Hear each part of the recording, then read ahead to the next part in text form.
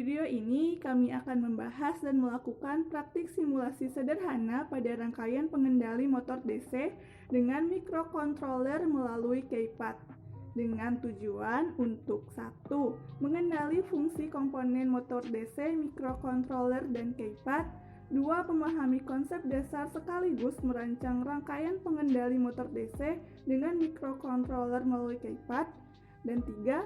Dapat membuat skrip pemrograman yang sudah dibuat menggunakan bahasa C pada software Arduino. Nah, kita langsung simak aja yuk. Selamat dan semangat belajar! Motor DC merupakan suatu perangkat yang dapat mengubah energi listrik menjadi kinetik atau gerak. Nah, motor DC ini itu memerlukan sumber tegangan arus searah yang biasanya itu digunakan pada perangkat-perangkat elektronik seperti kipas angin, blender, dan juga lain hal sebagainya. Nah, di sini terdapat bagian pada motor DC. Nah, terdapat dua bagian utama, yaitu ada rotor dan juga stator. Nah, stator ini itu bagian yang tidak berputar. Bagian ini itu terdiri dari rangka dan juga kumparan medan. Sedangkan pada rotor ini merupakan bagian yang berputar. Nah, rotor ini itu terdiri dari kumparan jangkar. Selanjutnya ada keypad. Keypad ini adalah saklar-saklar push button yang disusun secara matriks yang berfungsi untuk menginput data. Nah, keypad ini itu berfungsi sebagai interface antara perangkat atau mesin elektronik, yaitu microcontroller, dengan manusia. Nah, di sini juga konfigurasi keypad itu disusun dengan bentuk matriks yang bertujuan untuk penghematan part microcontroller karena jumlah key atau tombol ini dibutuhkan banyak pada suatu sistem dengan microcontroller. Selanjutnya ada Arduino. Nah, Arduino itu merupakan microcontroller single board yang bersifat open source yang mempunyai fleksibilitas yang tinggi, sehingga ini dapat memudahkan rancang bangun elektronik dalam berbagai bidang. Nah, Arduino itu menggunakan IC Atmega sebagai program dan software yang memiliki bahasa pemrograman sendiri yang sering disebut dengan bahasa processing. Oke, selanjutnya saya akan menerangkan flowchart dari rangkaian motor DC dengan mikrokontroler melalui keypad. Jadi kenapa sih kita harus membuat suatu flowchart? Nah, sebagaimana fungsinya, flowchart itu dibuat untuk menjelaskan gambaran logis dari sebuah sistem yang akan kita rancang atau kita bangun. Nah, di sini sudah ada interface yang nanti kita akan buat, ada Arduino, ada motor DC-nya, ada keypad-nya juga, dan di sini saya sudah membuat rangkaian dari flowchart-nya tersebut. Oke, langsung saja kita jelaskan. Nah, yang pertama ada mulai, lalu sambungkan Arduino dan motor DC. Jadi, yang perlu disiapkan itu ada Arduino dan motor DC. Nah, setelah terkoneksi, sambungkan juga Arduino-nya dengan keypad-nya. Nah, kalau misalnya sudah tersambung ini, jangan lupa juga sambungkan kabel Arduino dengan sumber listrik. Nah, indikasinya apakah Arduino ini sudah tersambung listrik? Indikasinya adalah lampu indikatornya itu menyala. Nah, masuk ke bagian simulasinya. Mari kita inputkan data 1, data ini. Nah, kalau keadaannya true atau benar, maka motor DC-nya akan berputar. Nah, yang ini akan berputar. Namun, jika tidak berputar, artinya kondisinya itu salah. Nah, jika salah, maka akan kembali ke proses awal dengan memeriksa kabel atau perangkat yang terhubung ke Arduino ini sudah benar atau belum. Sama pun dengan menginputkan data 0. Jika data 1, kondisi yang benarnya itu motor DC berputar, maka kalau 0, motor DC-nya ini tidak akan berputar, maka akan diam. Nah, jika motor DC-nya ini berputar ketika kita inputkan data 0, berarti ini salah, ada kesalahan, berarti ada data yang terbalik, maka kita harus memeriksa kabel atau perangkat yang terhubung ke Arduino ini balik lagi ke proses awal. Nah, jika inputan data 1 sudah benar, inputan data 0 sudah benar keluarannya, maka proses atau rangkaian ini benar dan sudah selesai. Sekian yang bisa saya sampaikan, mungkin lebih lanjutnya akan diterangkan oleh teman saya. Wassalamualaikum warahmatullahi wabarakatuh. Ya, di sini saya akan menjelaskan mengenai rangkaian Arduino-nya beserta codingannya juga. Yang di sini dibutuhkan itu adalah Arduino Uno tipe R3. Kemudian ada keypad yang bisa dicari keypad 4x4. kemudian sama motor DC.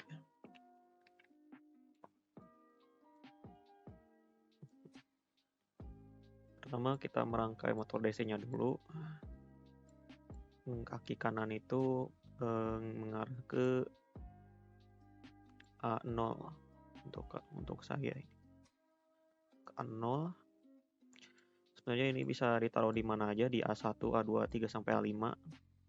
Namun diperhatikan juga ntar saat di codingnya itu harus dimasukkan berdasarkan kabel yang kamu pilih sebelumnya. Ini sekarang kita masukkan yang groundnya, kabel groundnya ke colokan ground ini. Sip.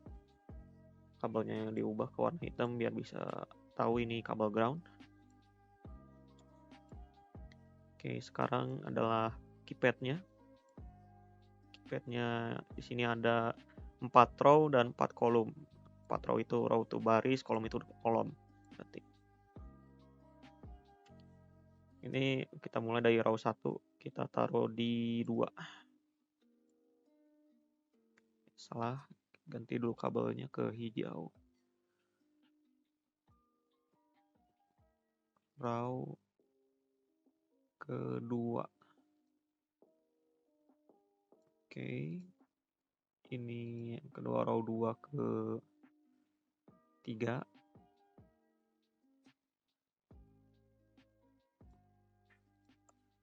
Row 3 ke 4.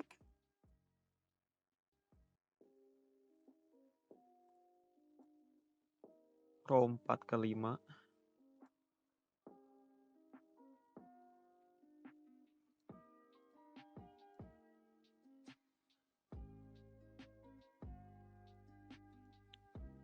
Kita ubah dulu kabelnya ke biru biar bisa tahu ini kolom sama ini baris row. Ini kolom 1 ke lanjut ke 6.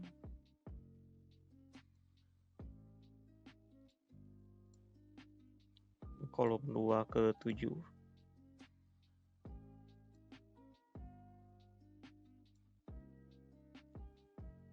Kolom 3 ke 8.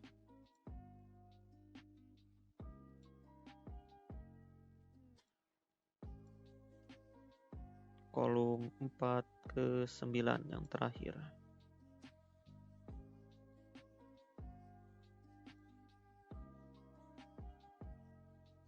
Oke.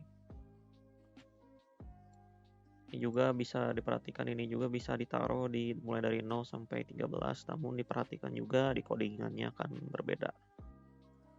Oke, sekarang kita lihat codingannya. Sebenarnya sudah saya buat codingannya di awalnya. Saya akan jelaskan satu-satu codingannya itu maksudnya kemana. Codingan ini menggunakan bahasa C. Jadi C itu ini diperhatikan kalau caps lock-nya ada yang besar dan ada yang kecil. Kalau ada yang besar maka gunakan yang besar juga di bawahnya, yang kecil pakai yang kecil juga, karena kalau tidak itu bakal error kodenya. Yang baris pertama itu adalah include keypad H. Itu library-nya dari keypad itu yang akan digunakan selanjutnya. Terus ada char custom key. Terus custom key itu fungsinya untuk agar kita bisa merubah dari fungsi dari key-nya itu bisa digunakan untuk on atau off. Untuk kasus ini. Ini const byte rows 4 dan const byte calls 4 itu berarti itu ada kolom dari keypad. Dan rows itu berarti baris dari keypad.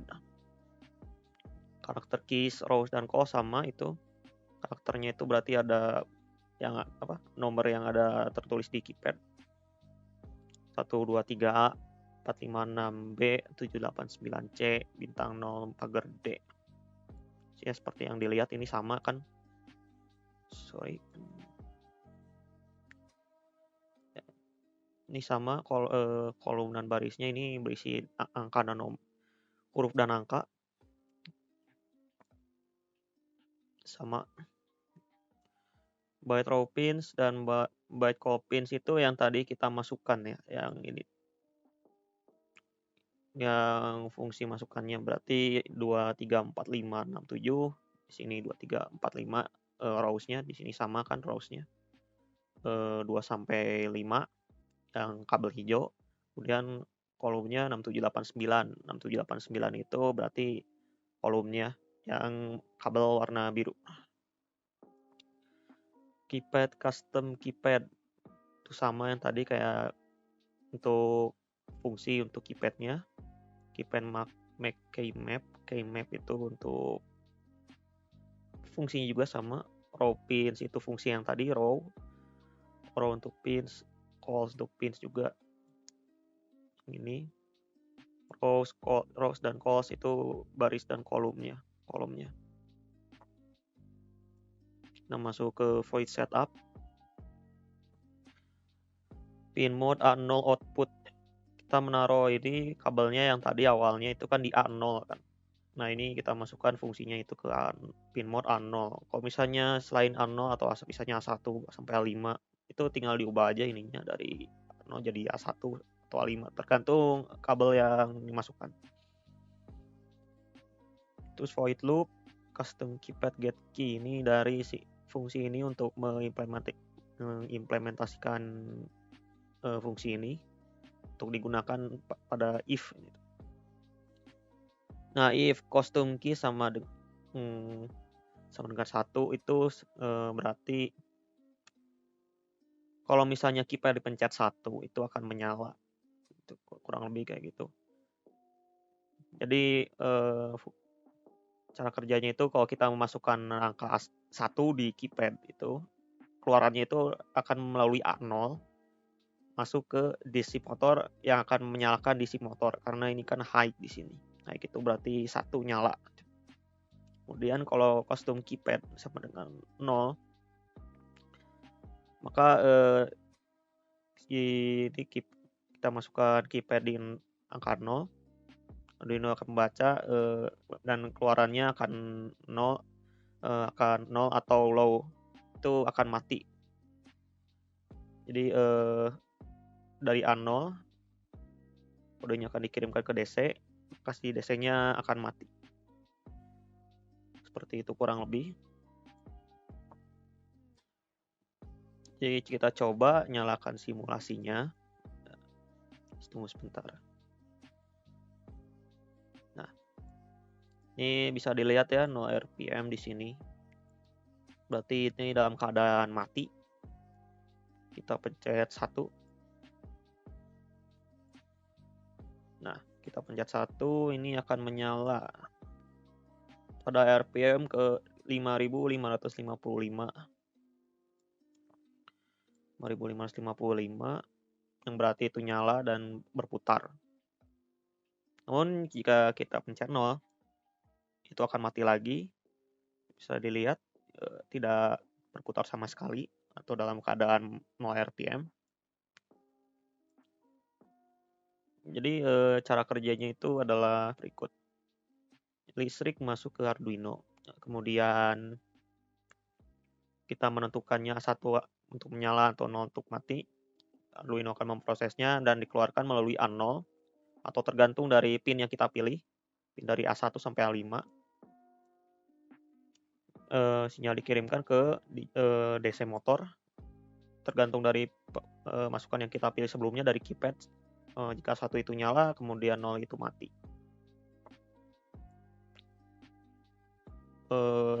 Sekian dari saya, mungkin akan dilanjutkan oleh teman saya yang berikutnya untuk menjelaskan analisis. Nah, dalam analisis dari hasil praktikum yang sebelumnya telah dilakukan, menunjukkan bahwa coding yang dimasukkan harus sesuai dengan keypad dan pin yang kita pilih, agar simulasi dapat dilakukan dan tidak terjadi error. Dan juga jika kita ingin mengganti pin yang kita pilih, maka codingannya harus diubah juga sesuai dengan pin yang akan kita ganti. Udah, saya lupa. Terima kasih. Sebelumnya, perkenalkan saya Nurrahma Kulbunisa. Di sini saya akan meneruskan penjelasan yang telah teman saya sampaikan sebelumnya pada analisis. Ya, di sini itu sesuai dengan cara kerja, listrik memasuki Arduino Lalu setelah itu kita dapat memilih masukannya yang terdapat pada keypad. Kita dapat memilih angka 1 maupun angka 0. Lalu setelah kita memilih masukannya, Arduino akan memproses, lalu pengeluaran akan melalui A0. Mengapa A0? Karena sejak awal pada simulasi ini kelompok kami memilih pin A0. Akan tetapi untuk pengeluaran ini kita dapat memilih pin yang lainnya. Jadi untuk pengeluaran sendiri akan sesuai dengan pin yang telah kita pilih. Lalu setelah itu sinyal akan menuju DC motor sesuai dengan masukan yang kita pilih sebelumnya. Seperti contoh, jika kita memilih masukan 1, maka DC motor itu sendiri akan bergerak dan menampilkan hasil 5555 RPM. Sedangkan jika kita memilih masukan 0, maka DC motor itu sendiri akan mati dan menampilkan angka 0 RPM. Mungkin sekian dari saya dan teman saya atas analisisnya, dan selanjutnya akan ada Ya, dari apa yang sudah dibahas dari kelompok kami dapat disimpulkan bahwasannya motor DC merupakan motor yang mudah untuk diaplikasikan, dan Arduino Uno memuat segala hal yang dibutuhkan untuk mendukung sebuah microcontroller. Nah, penggunaan keypad juga dapat menghemat port microcontroller, dan saran saya dapat dikemukakan dalam laporan. Yang pertama itu dalam proses perangkaian komponen itu memerlukan caps lock yang sudah dibilangin oleh Virus sebelumnya. Seringkali terdapat penulis Virus melakukan kesalahan, dan caps lock yaitu ketika hendak menjalankan simulasi. Dan yang kedua yaitu rangkaian sebenarnya dapat ditambahkan potensiometernya untuk mengatur kecepatan RPM-nya pada motor DC dan LED 16x2 sebagai informasi nyala atau mati. Nah, karena untuk fungsi penelitian kami memutuskan untuk menyederhanakan rangkaian dan memerlukan untuk menyalakan si motor DC ini. Mungkin cukup sekian dari saya dan kelompok. Kurang lebihnya mohon maaf apabila ada kesalahan kata ataupun pada pembahasan kali ini. Kami dari anak sistem telekomunikasi 2019 UPI Kampus Purwakarta pamit undur diri. Terima kasih yang sudah menonton. Wassalamualaikum warahmatullahi wabarakatuh.